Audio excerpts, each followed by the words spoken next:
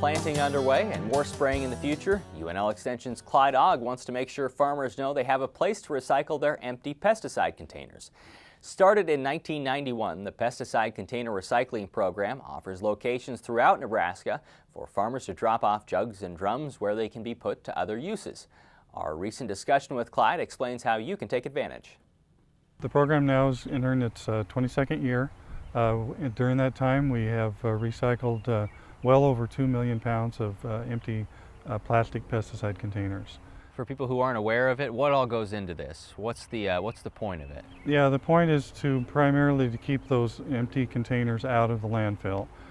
We also have a little bit of a problem with kind of midnight disposal. Sometimes they end up in roadsides and in ditches and things like that. So just primarily keeping them out of the landfill. What's the process that a farmer needs to go to after he or she goes out and sprays? They get done with their containers.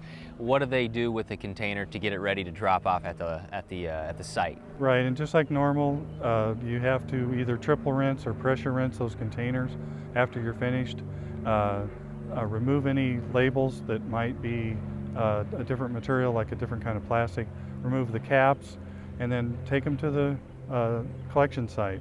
And at the collection site, they will be examined again to make sure there are no residues left in those containers. And at that point, that site will take ownership of those. Is this something where if I have, a bunch of jugs laying around the place, can I bring them all in?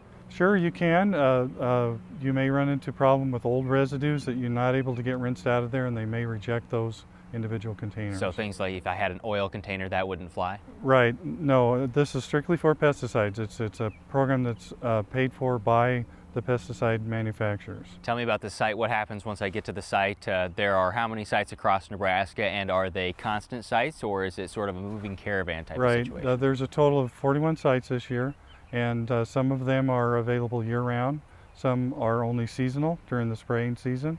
Some are specific dates, and some are by appointment only. You'll need to check on our website to find that information out, and that website is pested, pested.unl.edu.